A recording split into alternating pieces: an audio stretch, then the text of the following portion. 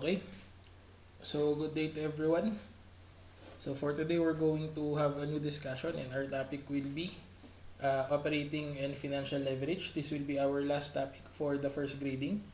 And as expected, the coverage of your examination will be until this chapter.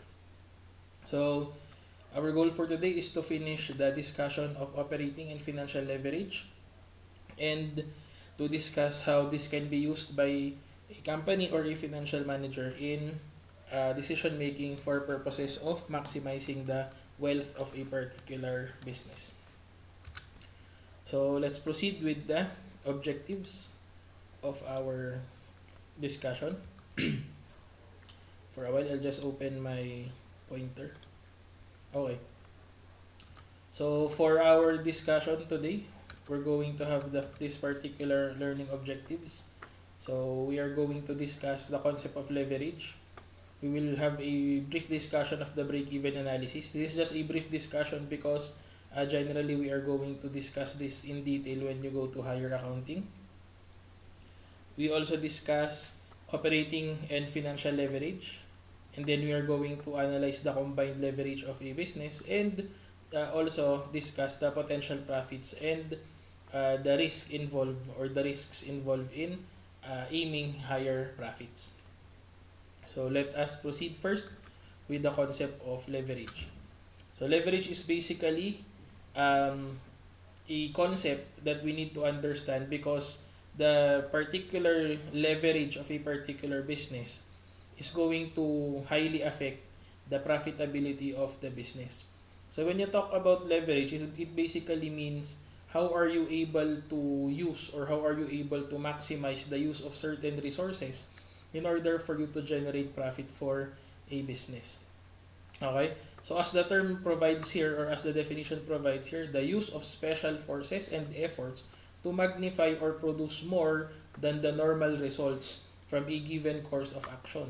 Okay? So basically, it's like you're doing the same thing, okay, or you are using the same process, however you are maximizing your resources more as compared to another entity. Okay? So aspects of leverage can be, okay, this one can produce beneficial results in favorable conditions. Okay? So with leverage you can produce, okay, beneficial results in favorable conditions for your business and can provide highly negative results in unfavorable conditions. Okay? So that's the concern here because when your business is highly leveraged, okay, or meaning you are using your resources in a way that the multiplier effect is higher, okay, if the business condition is good, then the leveraging effect is also going to be good or the multiplier effect will be good. However, if your business is or if the economy or if the conditions of the economy is unfavorable, then the result of the leverage will also be multiplied based on the leverage degree of your or the degree of leverage of your business. That's why at times you need also to consider whether you are going to proceed with a highly leveraged operations or not. Okay, but of course, as a general rule, if we are expecting a highly favorable economic condition, then it is best for you to use your leverage. Okay. So when you talk about leverage in a business, okay, these are some items or these are some of the considerations that you may want to have, okay? So first is determining type of fixed operational cost. Okay? So in the operations of a business, there will always be two options. Are you going to be capital intensive or are you going to be labor intensive? When you talk about capital intensive operations, it means that you are going to invest more on machines, on equipments, on automated factory processes and others. Okay? So with a highly technological with a highly established or capital intensive operations, then you are going to eliminate labor or you're going to reduce the need for labor. Okay? While in an labor intensive operation, you are going to invest more on labor or people and you're going to lessen the investment on plant and equipment. Okay? So just to give us an idea what's going to be the effect of these two, if you're going to invest more on plant and equipment, then you're going to have a higher fixed cost, okay, but lower variable cost. We'll explain this later on. And then when you talk about um, labor-intensive operations, it means that you are going to have um, higher variable costs, okay, but lower fixed cost because you are going to have lesser um, cost for your equipment, but you have high cost for your labor. Okay. Also, in leveraging your business, you also need to consider the type of fixed financial cost. Okay. Meaning, are you going for debt financing or are you going for equity? Okay? So, meaning if you're going to say debt financing, it means that you're going to borrow money from creditors, okay, such as banks, okay, or other financial institutions. Okay? On the other hand, if you're going to go for selling equity, this means that you're going to look for more investors or you're going to look for more people who are interested in investing in your business through the sale of your securities or through the sale of your shareholders equity, okay, or so-called your stocks, okay, or shares of stocks. So that's basically some of the considerations that you may want to have in leveraging your business. Okay, so we go to operating leverage. Okay, so in operating leverage, okay, we are looking for the extent to which fixed assets and associated fixed costs are utilized in a business. Okay? In other words, we are trying to determine if we are or if the business is maximizing the use or the productive capacity of our fixed assets. Okay?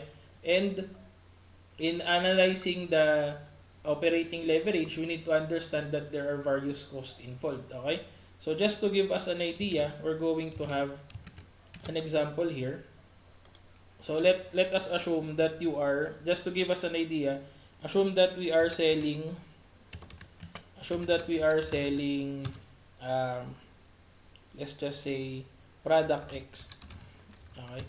Selling product X. Okay? And upon selling product X, you are actually having a unit sales price. Okay? The unit sales price is, let's say, 50 pesos. Okay? So when you say unit sales price, it pertains to the selling price or the amount of each unit of item that you're going to sell. Okay? And then from there, we are going to determine the various costs. Okay? So we are going to talk about production cost.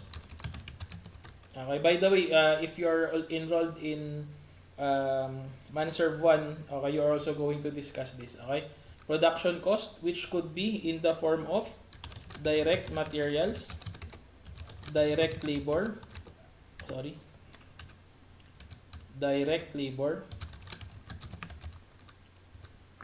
okay, and we have factory overhead, okay, also known as manufacturing overhead.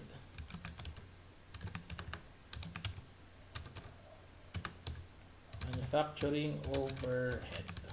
Okay?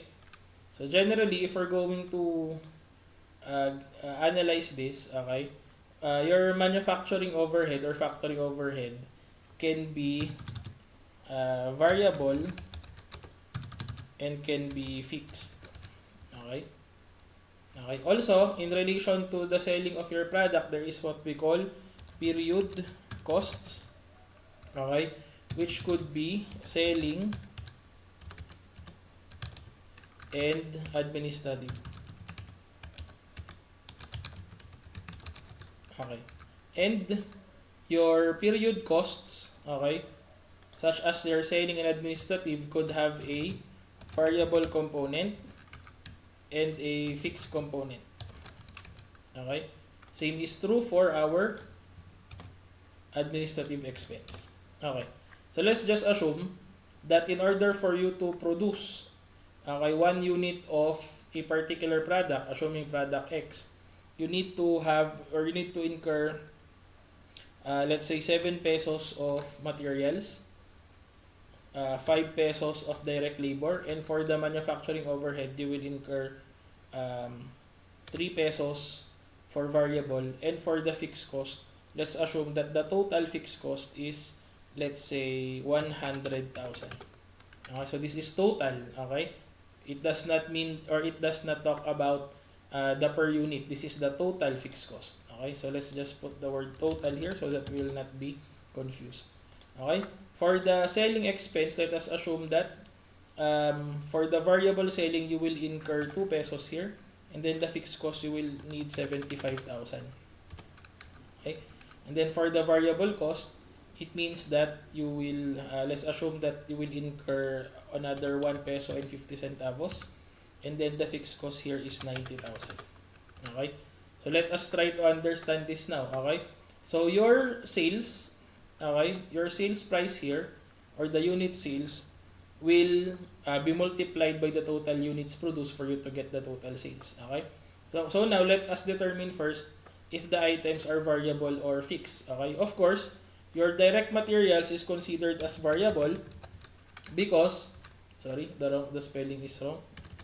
Okay, it's considered to be variable because it is the same for every unit, but it will increase, okay, for every amount or for every unit that you produce. Okay, so meaning the 7 pesos is the same for every product, but it will increase, okay, for every additional product that you produce.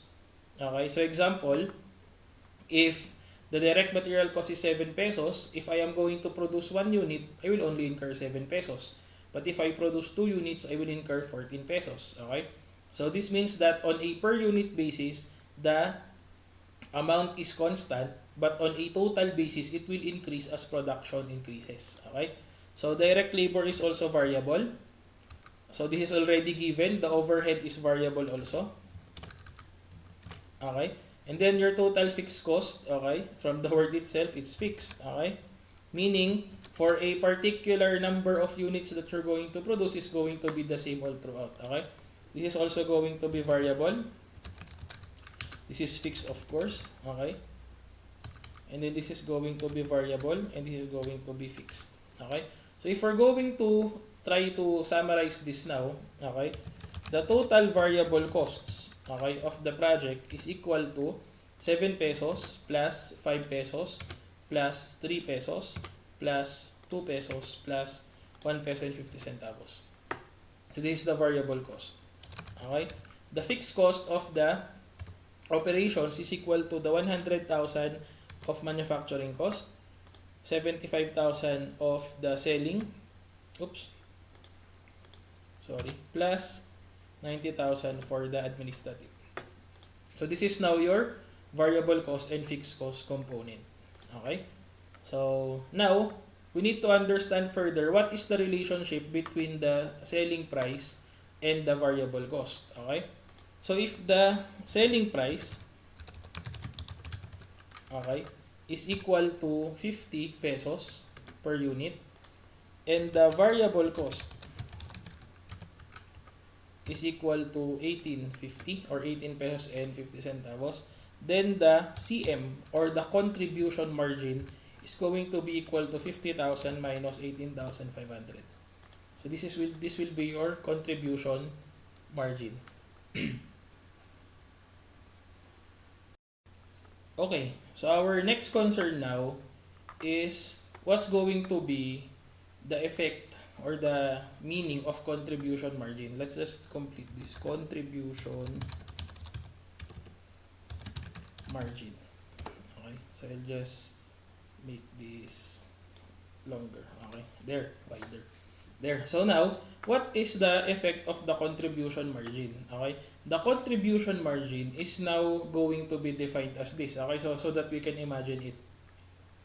For every unit that we sell for 50 pesos, okay, we are going to incur variable cost of 18 pesos and 50 centavos, which means that the contribution margin is 31 pesos and 50 centavos.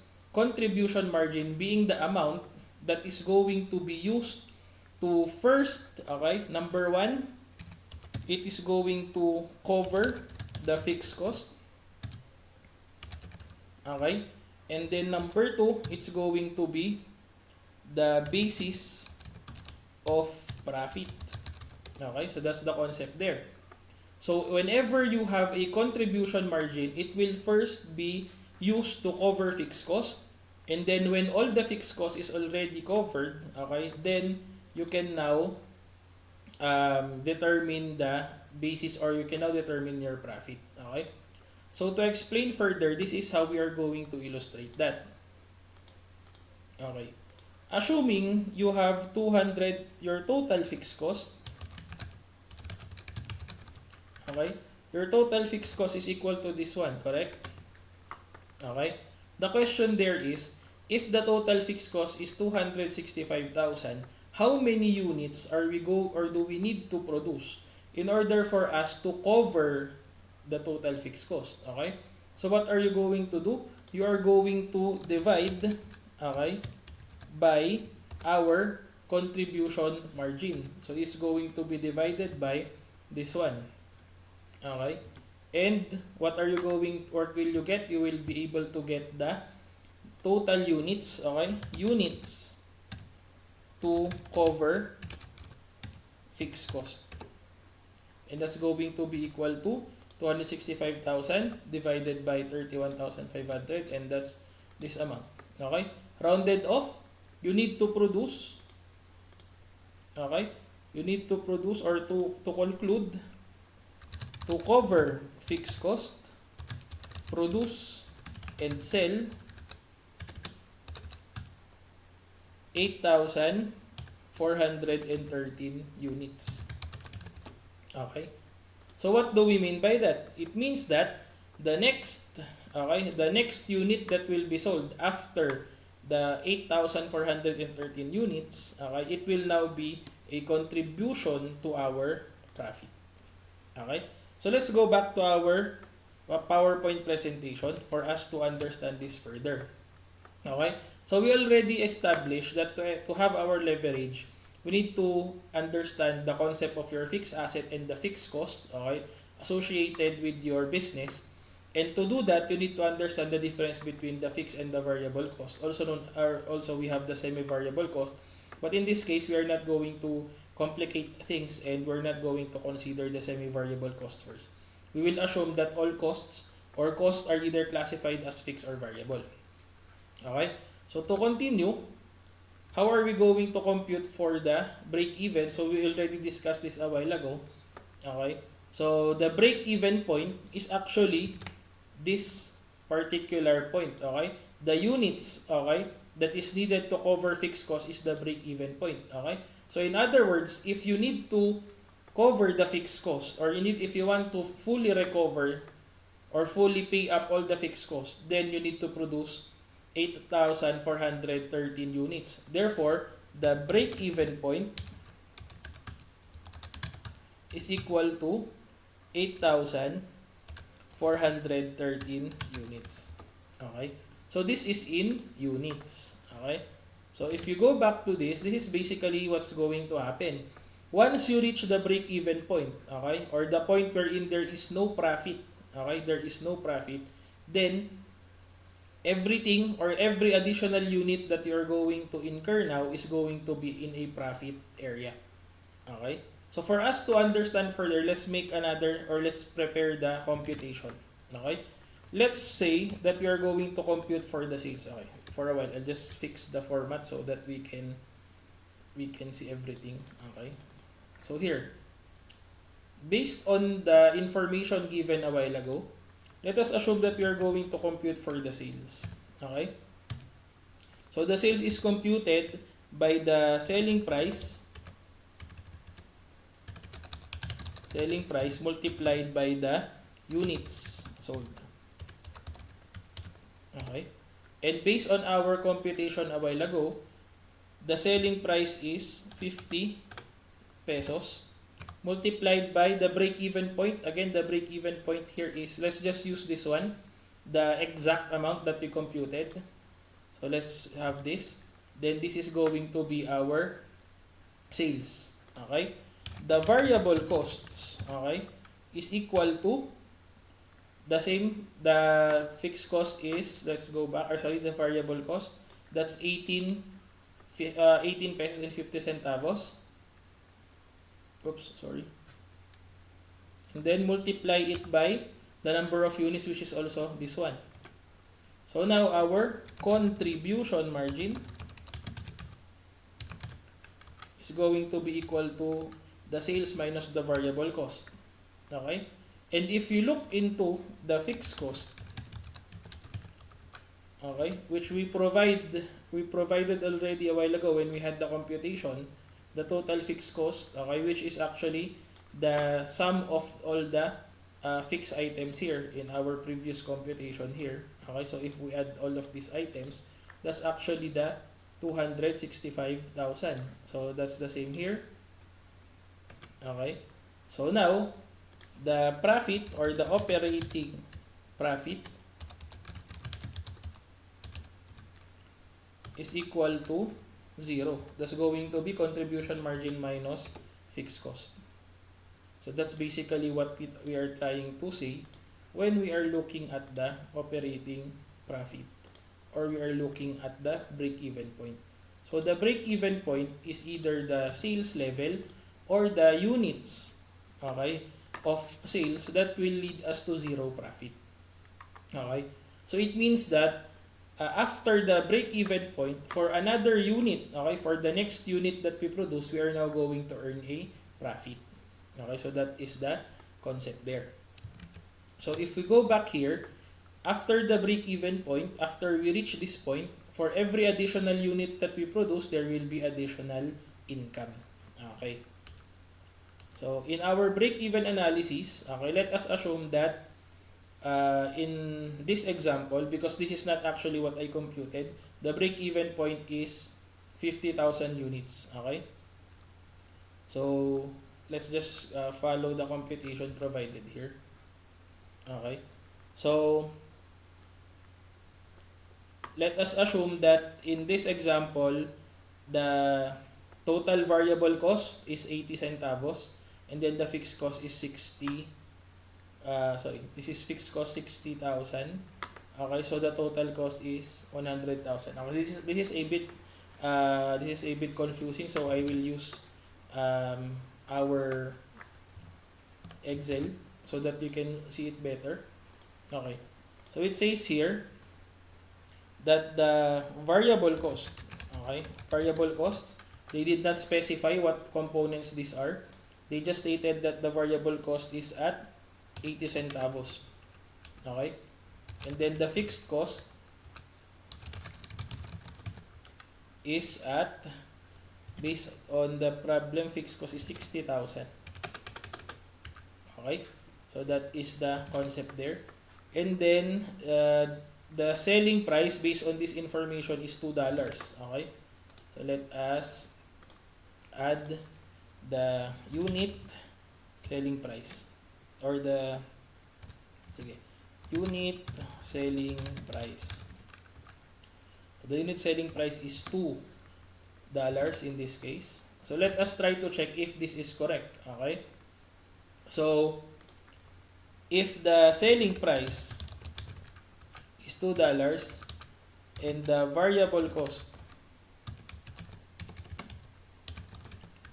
is 80 centavos, sorry, then the contribution margin is going to be $2 minus 80 centavos, so that's 1.2. Okay, from there we are going to use this as the basis of our computation of the break-even point. Okay, so how are we going to compute the break-even point? So BEP, okay, in units, this is simply to get the fixed cost and divide it by our contribution margin. So that's 50,000 units. Sorry, so that's not in pesos. This is in units. So we'll remove the decimals there. Okay, so the break-even point in units is 50,000, meaning you need to sell 50,000 units in order for you to break even or to have zero profit. Which means that for the 50,001 units that you sell, you will now earn a profit. Okay? So for us to be convinced, let's try this. Let us compute the total sales. The sales will be equal to $2 multiplied by the 50,000 units that we will sell. The variable cost, okay, will be equal to 80 centavos times the 50,000 units that we're going to sell. This is going to be the total contribution margin. It's going to be 100,000 minus 40,000. So that's the contribution margin. And then what are we going to do next? We're going to get the fixed cost. Fixed cost in this case is equal to 60,000. Okay, so after that, this is going to be the profit or the operating profit, also known as the EBIT, okay, or the earnings before interest and taxes. That's going to be 60,000 minus 60,000, so that's 0.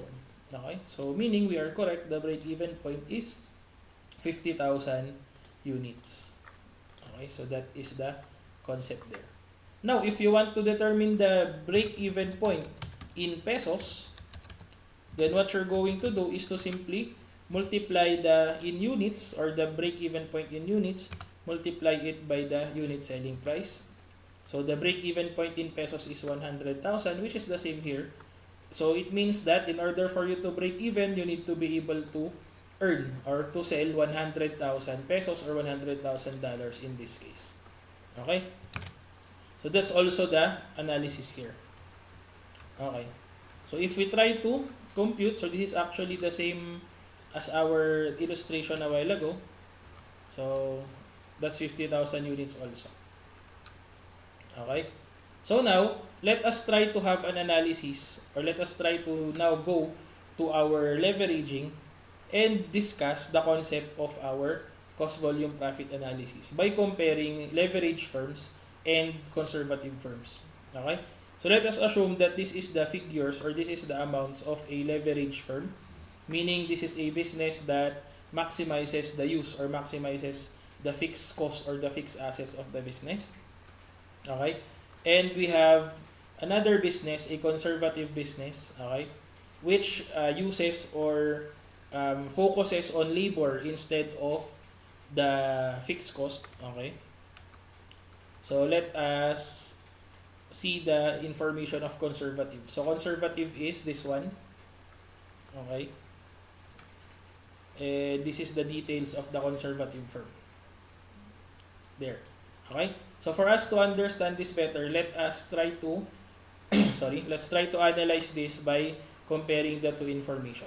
Okay? So what we're going to do is to copy first the information of the conservative and the leverage firm and analyze it side by side. Okay? So what I'll do is I'll end first the presentation, okay? And then I'll copy the data. Okay. So for a while, please. I'll just copy first the information of the leveraged firm. So this is the leveraged firm. I'll paste it in an Excel file. Okay. Oops, I think this is too big. I'll just make it smaller. Anyway, you can see it. And then we're going to get the file of the conservative firm. Okay. Oops. It's too big also. For a while. Let's adjust. Okay. So now let us see what's the difference between the two. If we are going to put it side by side, let's see. Okay, so I think it's better if we do it like this. Okay. There. So let us now try to understand the difference. So this is the leveraged firm. Okay. So let's label them first. Oops, wrong. Sorry. Leveraged. Okay. And this is the conservative. Conservative. Okay.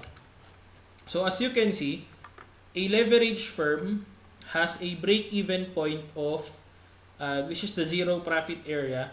The break-even point is 50,000. On the other hand, the conservative firm has a break-even point of only 30,000 units. Okay? So what does that mean? It means that for this particular comparison, the conservative firm will need to sell less, okay, or lesser units in order for it to break even, okay, as compared to the leverage firm. However, after the break even point, for every additional units that are produced, the leverage firm has a higher increase in sales or operating income as compared to the non-leverage firm. So for us to understand this, let us try to get the information of the conservative firm. Because in this case, we already got the information of the leverage firm, and this is already the data that we got. Okay? This was the data from our computation a while ago. Okay?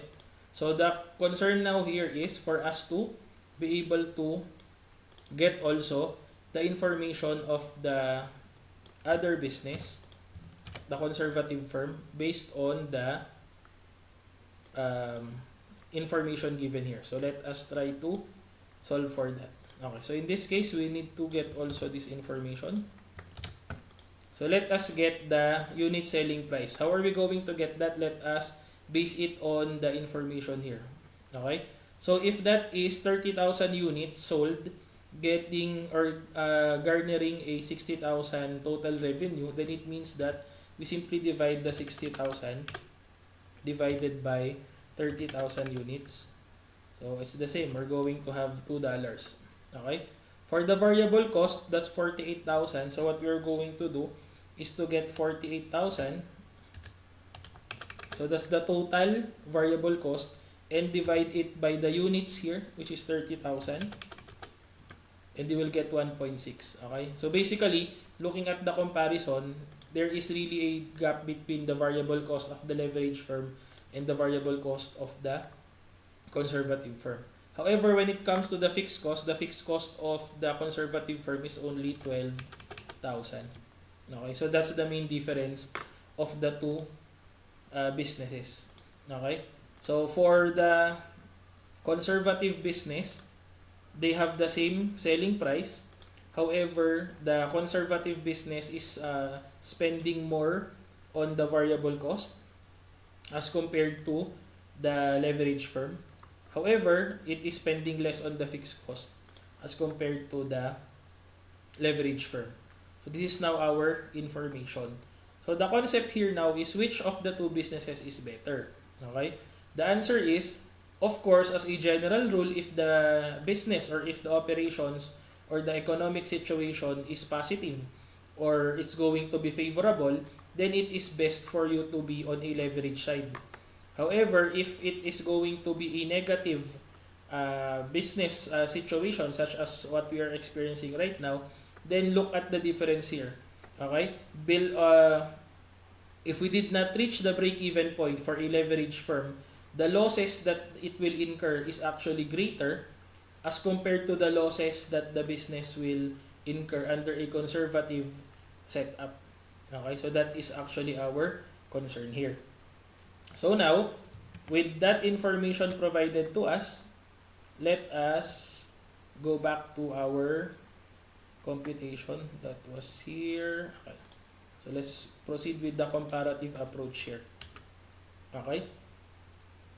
So for our comparative approach, as we discussed already a while ago, there is actually certain reasons why a business would like to operate under a conservative approach as compared to a leverage approach. And that is because of number one, economic condition. So a conservative business would like to play safe and would like to just make sure that it is going to recover its cost and earn a decent profit.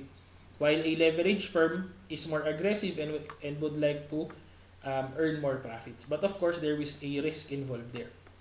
Okay? Next is the competitive position within the industry.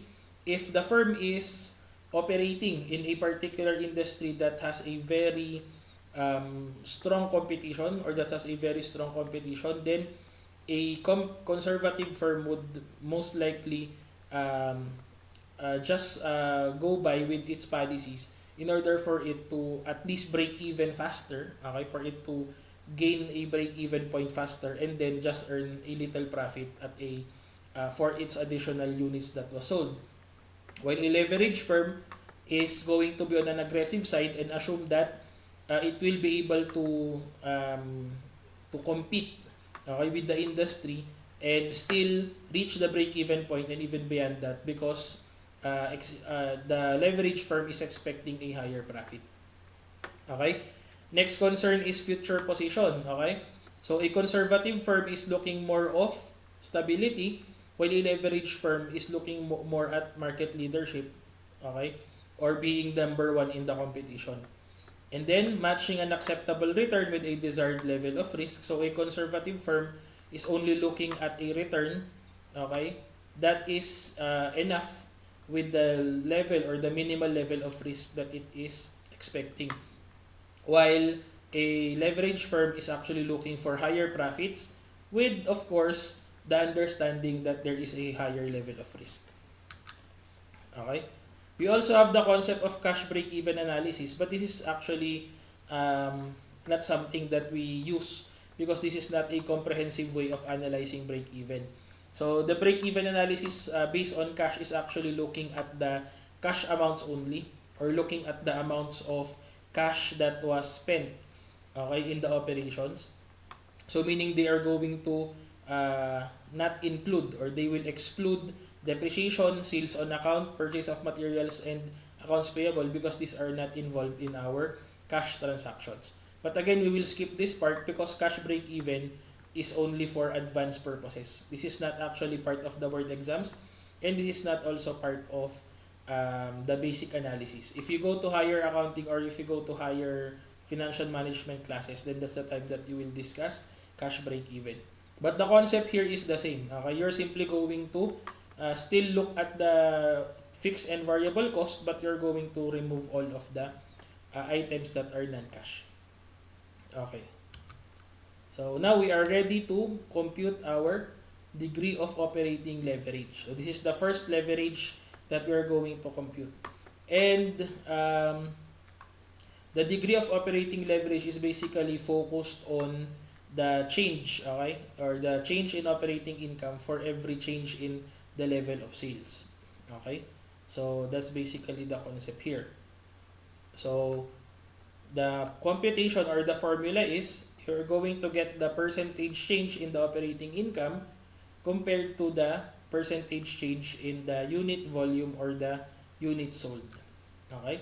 So in this case, let us focus on the data of the two businesses. We have this one and this one. Okay? So I think we can go back to our Excel file. The information there is at the 60,000 and 80,000 level. So this will be our basis for computation.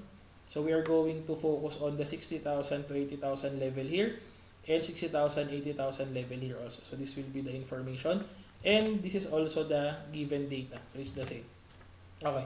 So what we are going to do, if we're going to get the degree of operating leverage, okay, so this is going to be the same as in here. First thing that we're going to do is we are going to get the percentage change. Okay, percentage change in the, okay, based on the formula, going back to our formula a while ago, what's going to be the first item? We're going to get the percentage change in the operating income. Okay, so between the 60,000 to 80,000 level, that's going to be a change of 12,000 to 36,000. Am I correct? Okay, so let's look into the information again. There. Okay, so 12,000 to 36,000. Okay, while for the conservative firm, that's 12,000 to 20,000, which is the same as the information here. From 12 to 36 and then from 12 to 20 only. Okay? So let us get the percentage change. So how are we going to get that? We're simply going to get the change of the two. So that's going to be equal to 36,000 minus 12,000, and then we will divide this by what is the new base. That's going to be 36,000. Okay, so that's going to be 36,000. Okay, so if you look at how they solved it here, it's going to be the same. It's like that. Okay, so you're going to get the change. Okay, but the only difference here is here they're going to multiply it by 100%. Okay, I'll just skip this 100% and I'll do my 100% later on. Okay, on the other hand, for this firm, it's going to be, what's the difference between these two? That's going to be 20,000 minus 12,000, and then we will divide it by the most recent unit or most recent operating income, which is 20,000. So that's going to be 0.4 only. Okay, or basically this is 40%, this is 67%. Okay, so if we look at the computation of the conservative firm, it's actually the same there. So that's 8,000 also divided by 20,000. Okay? And then the next thing that we're going to do is to get the percentage change in unit volume. Okay? So what is the percentage change in unit volume? We already stated that it is from 60,000 going to 80,000. Okay? So take note, if you're going to compare the leveraging of two items, you need to have the same change or level of changes in the units. Okay? Because if it's not comparable, then you are comparing it with one business to another is going to be a wrong computation. Okay? So you need to analyze things in the perspective of two businesses wherein they are at the same sales level or same level of sales. So in this case, what's going to be the change there? So that's going to be 80,000 minus 60,000, and you are going to divide it by the new sales level, which is 80,000. So that's 0.25, similar to this one. So that's 0.25 also in this example. Okay? And then in the case of the conservative firm, I think it's the same also, because if we're going to compute that, that's also 80,000 minus 60,000. This is the old. So this is the new sales level minus the old sales level in units, and then divided by the new sales level of 80,000. So that's also 0.25. So they have the same change in sales level, okay? But they have a different degree of operating leverage. So let's now compute. It's going to be this one divided by this one. Okay? And then for here, it's going to be this one divided by this one. Okay? So that's 2.67. This is 1.6. Same as what we have computed here. Okay? So with regards to leveraging or operating leverage, if your degree of leverage is higher, or if your answer here is higher, then it means that your business is more leveraged. Okay? So what does this mean? It means that for every unit, okay, for every unit of sales, okay, that you can have, the multiplier effect to our income is actually this much. Okay? So meaning, if I have 1 unit of sale, okay, for every 1 unit of sale, or for every 1 peso of sale that I generate, it's going to have a 2.67 times effect on our operating income. On the other hand, in this case, for our conservative firm, for every 1 peso or $1 that is earned in the sales, okay, there is only 1.6 times that is going to be the effect to operating income.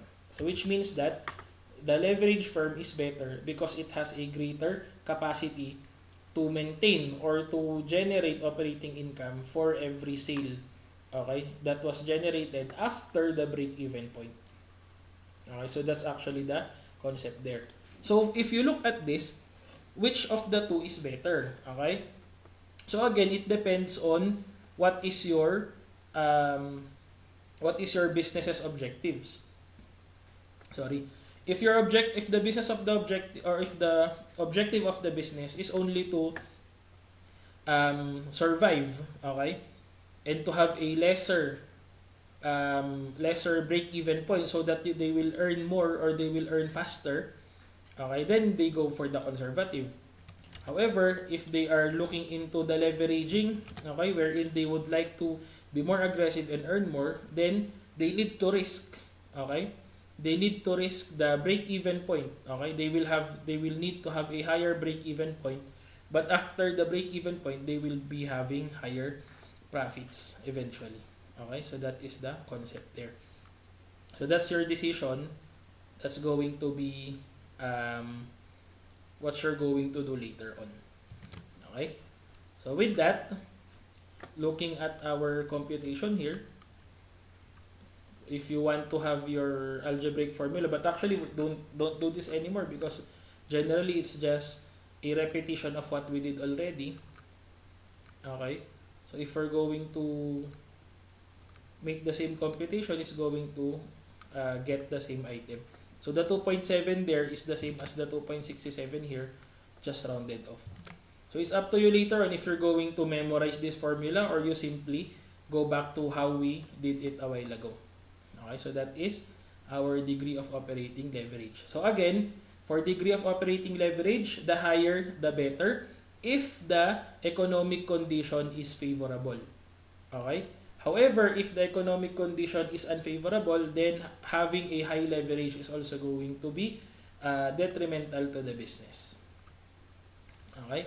So what are the limitations of our break-even analysis or our degree of operating leverage? So first is the weakening of price in an attempt to capture an increasing market. Okay? Meaning, it is expected that if you want to have higher sales, that you're going to adjust your selling price. So our computation may not be as accurate as it can be because you're going to because in actual practice, in order for you to sell more, you might be attempting to lessen the price.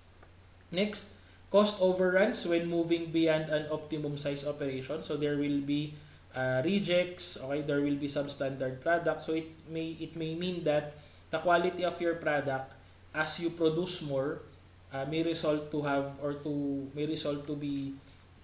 a lower quality as compared to the initial products if you simply go with the normal capacity. Okay? And then there are things that are when you talk about the cost and expenses of a business, relationships are not always fixed. Okay, meaning that in actual operations, the relationship of the fixed and the variable costs are not always the same in actuality. Okay? However, for purposes of computation, we simply follow the computation of the degree of operating leverage, which makes it a limitation of our analysis. Okay? So in other words, it may be possible or it may be true that our degree of operating leverage is accurate theoretically, but it is not accurate in actual operations or in actual business. Okay? There. So also, there is another limitation to our degree of operating leverage for certain businesses that has a non-linear break-even analysis. What does that mean? It means that there is a parabolic curve in our cost and expenses as well as our revenue, which means that there is only an optimal level of production and sales that will generate the highest possible income, and then afterwards you will have another area of loss. Okay, which means that if the curve is parabolic, then you need to operate within this particular blue line or blue area, okay, of your production and sales in order for you to stay within profit. This is another limitation. So if the curve of your sale, or if the curve of your revenues and costs are linear, meaning it is a straight line, then no problem. However, if the relationship of your cost and your revenues is actually parabolic already, you need to be careful because if you produce too much or you sell too much, there is a possibility that you will incur a loss eventually at this point. Okay? So the best area is within the blue area or within the area where there is still a profit. Okay? There. So we have financial leverage, but in order for us to discuss this in better, we're going to have financial leverage in the next video. Okay, so that's it for operating leverage.